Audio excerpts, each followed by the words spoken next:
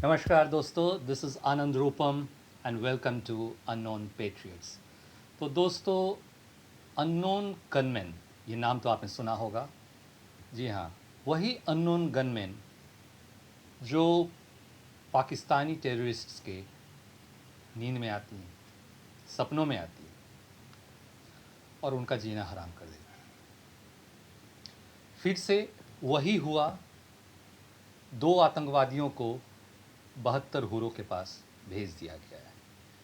एक है गाजी बाबा, दूसरा नाम बहुत टेक्निकल है, कारी अनाज कश्मीरी, और एक लेडी आतंकी। इसके बारे में मैं आऊँगा। वो लेडी आतंकी को ट्रेन किया जा रहा था इंडिया में सुसाइड बॉम्बिंग करने के लिए। एक ही दिन में 3 टेररिस्ट्स को एलिमिनेट किया जाता है अननोन गनमैन के द्वारा, और इस ऑपरेशन का नाम रखा जाता है ऑपरेशन त्रिशूल, क्योंकि 3 टेररिस्ट्स को एक साथ एलिमिनेट करना था। तो गाजी बाबा को खबर में ये कहा जाता है कि ये गाजी बाबा जो हैं, ये लश्कर के साथ ये इन्वॉल्व रहा है। आपको याद होगा पुलवामा हमला हुआ था, तो पुलवामा हमला के पूरे जो कॉन्स्पिरेसी में ये गाजी बाबा का हाथ था। ये गाजी बाबा कुछ इंडिया को उड़ा देंगे, ये कर देंगे, इसका वो वीडियो वगैरह बना रहे थे। बस वीडियो वगैरह बनाए और दूर से ही कोई उन्हें शूट करके चला गया। दूसरे जो ये कश्मीरी थे, दिस कारी अमान कश्मीरी, ये भाई साहब को बहुत देर से ट्रैक किया जा रहा था, और वो कहीं से निकल के आते हैं किसी घर से और ऑटो में बैठते हैं। उसी समय 2 अननोन गनमैन आते हैं और ऑटो में ही उन्हें शूट करके वो हवा हो जाते हैं। अच्छा, ये 2 घटनाएं घट जाती हैं, और ये जो कश्मीरी है ये जैश से ताल्लुक़ रखता है, और कहीं ना कहीं इसको ट्रैक किया गया था कश्मीरी को कि अभी जो पहलगांव हमला हुआ, ये डॉट कनेक्ट करके ये कश्मीरी का लिंक पहलगांव हमले से आती है। ये हुआ क्यों? क्योंकि बीच में एक ऑपरेशन दोस्तों चली थी, ऑपरेशन जोरावर।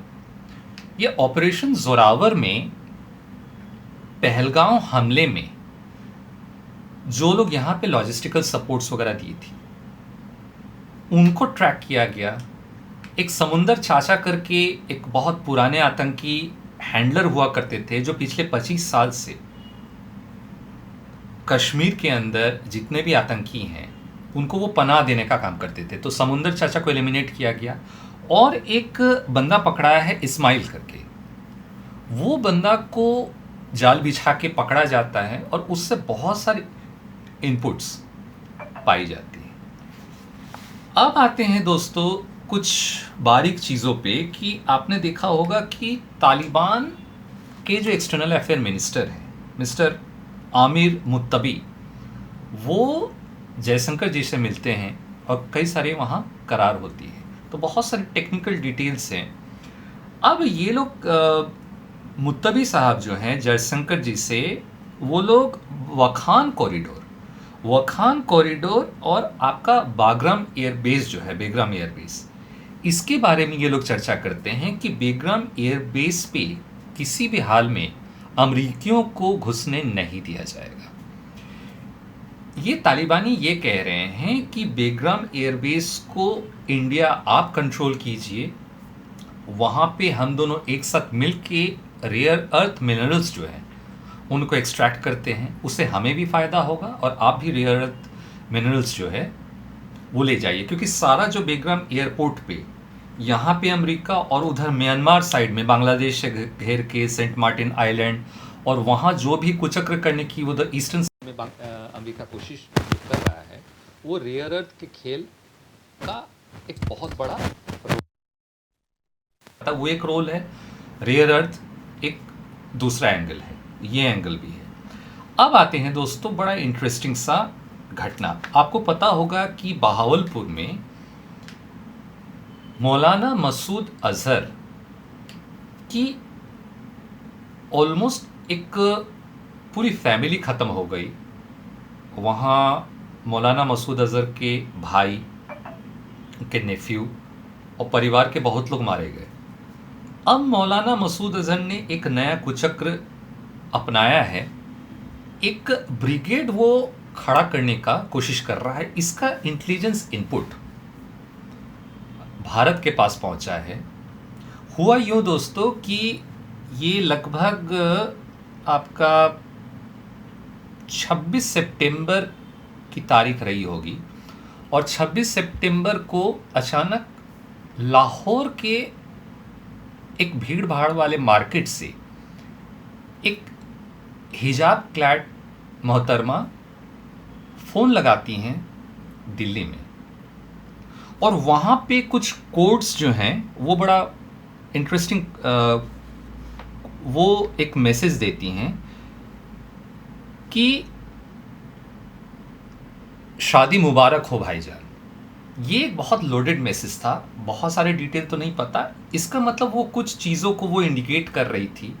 इसमें बहुत सारी बातें रॉ ने, हमारा जो NTRO है, नेटग्रिड है, उन्होंने इस मैसेज से बहुत सारी चीज़ों को डिकोड किया है। बहुत सारी बातें तो बताई नहीं जा सकती हैं, लेकिन ये जो मोहतरमा है, जो डीप एसेट बन के कहा जा रहा है कि उन्होंने एक मैसेज पास ऑन किया रॉ को और यहाँ NTRO को कि मौलाना मसूद अज़हर एक फीमेल सुइसाइड बॉम्बर स्क्वाड वो क्रिएट कर रहा है, और वो फीमेल सुइसाइड बॉम्बर स्क्वाड को इंडिया में भेजने की पूरी तैयारी है, और यहाँ आके वो सुइसाइड अटैक्स वो लेडीज़ करेंगी। वो बुर्के में होंगी, हिजाब में होंगी, और वो यहाँ आके कहीं भी घुस जाएंगी और सुसाइड अटैक्स करेंगी।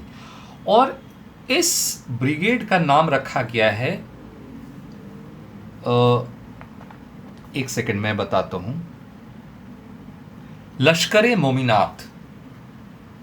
ये लश्कर मोमिनात नाम का ये एक ब्रिगेड क्रिएट किया जा रहा है।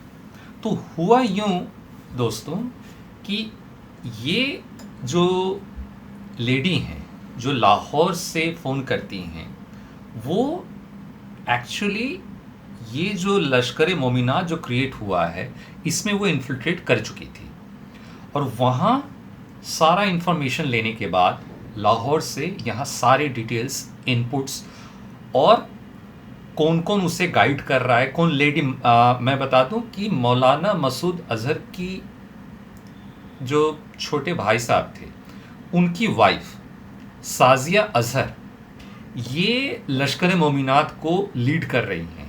तो इसमें ये खातून जो हैं वहाँ घुसती हैं, उनके साथ वो ट्रेनिंग लेती हैं, और ट्रेनिंग लेने के बाद एक स्पेशल ट्रेनिंग के लिए वो मुज़फ़्फ़राबाद जाती हैं।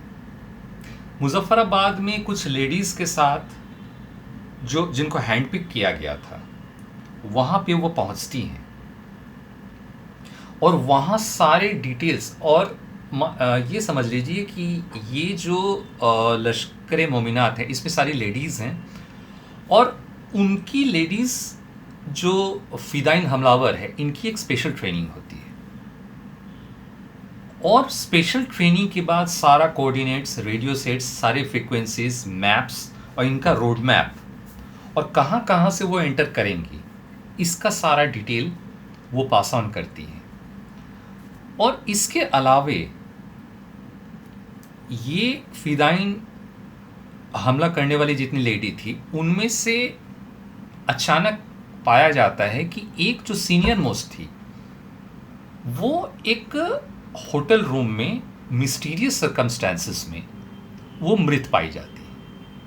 अब क्या यहाँ भी, और ये घटना जो गाज़ी बाबा को टपकाया गया, उसके बाद जो ये कारी कश्मीरी है टपकाया गया, एग्जैक्टली उसी दिन हुआ था, जिसका नाम दिया गया है ऑपरेशन त्रिशूल।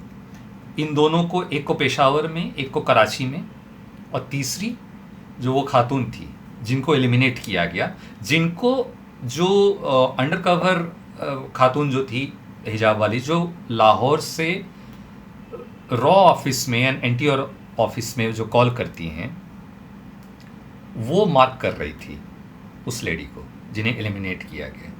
तो एक दिन में 3 टेररिस्ट्स को एलिमिनेट किया गया। वहाँ से बहुत सारे मटेरियल्स, मैप्स, ये सारी चीज़ें पाई गई हैं। अच्छा, इसके अलावा एक और घटना घटी है जो कि बहुत इंटरेस्टिंग है। ऑपरेशन सिंदूर ये जो हुआ था, और इसके पहले जब ये पहलगांव हमला जब हुआ, पहलगांव हमले में एक आर्मी के एक बहुत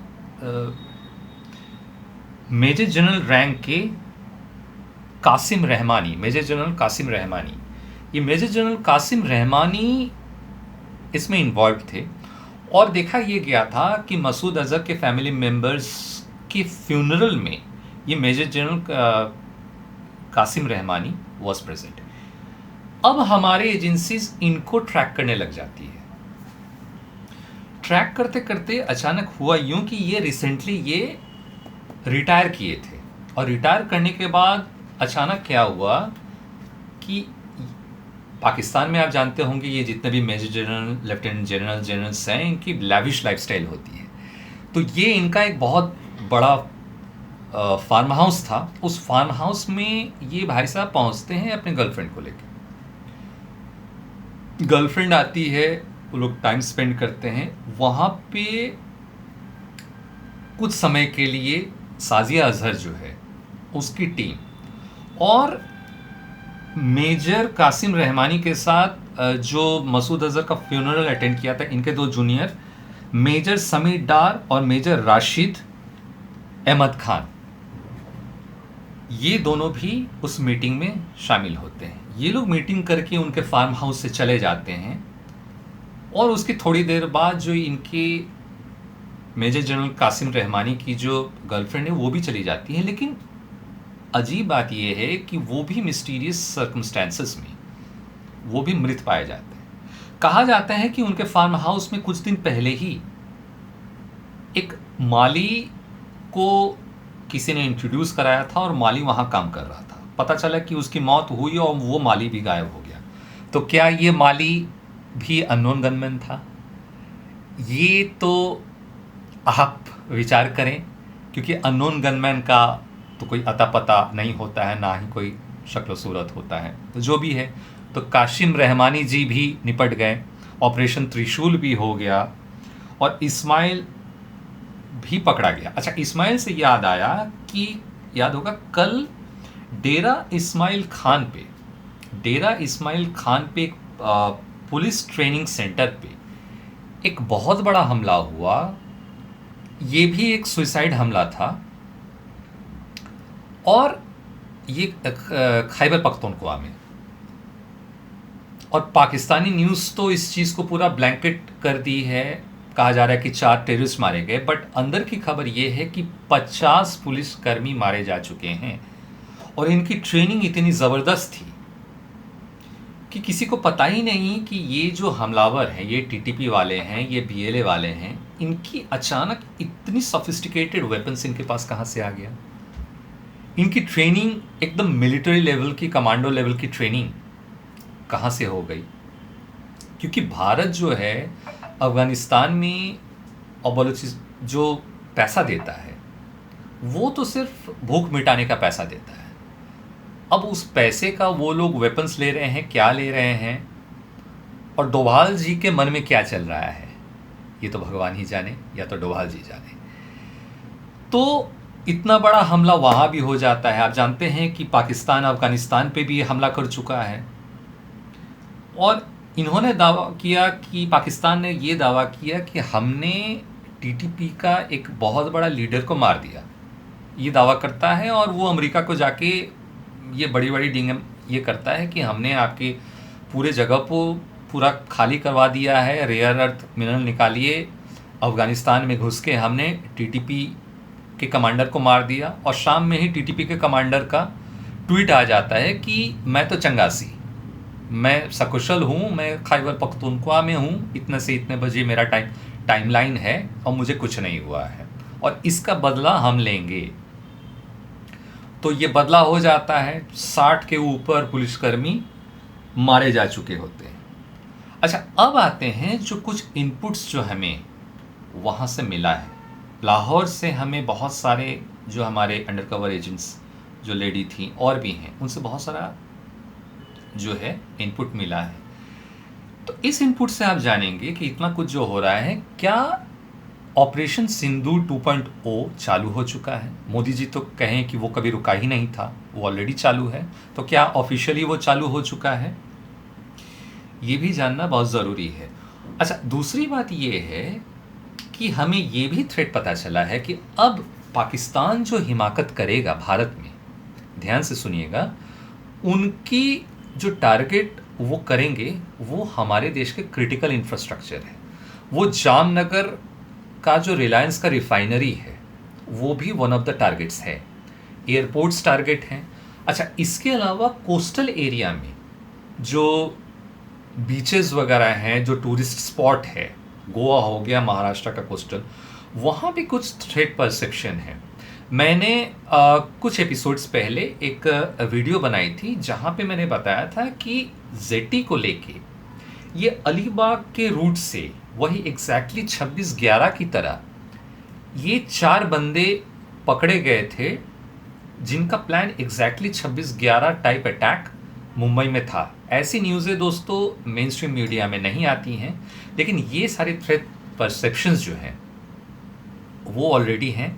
इसीलिए देखा होगा आपने कि राजनाथ सिंह, हमारे जो आर्मी चीफ हैं, ये लोग डायरेक्ट धमकी दे रहे हैं कि अब हमारा टारगेट जो है वो बहुत घातक होगा। और इस बार मैं कह दूं, और इस बार नेवी का बहुत बड़ा रोल होगा। आप देखिएगा, ऑलरेडी कराची बंदरगाह उनका ये हमारे प्राइम टारगेट पे है और हमारी नेवी की ब्रह्मोस जो है, ज़रा भी वो उधर से हिमाकत करते हैं, जामनगर का इंफ्रास्ट्रक्चर या कहीं भी वो लोग कुछ भी करने की कोशिश करते हैं, या हमारे जो टॉप लीडर्स हैं उनको ज़रा सी भी खरोच ये लोग पहुंचाने की कोशिश करते हैं, तो सबसे पहला ये अपना कराची बंदरगाह ये खो देंगे।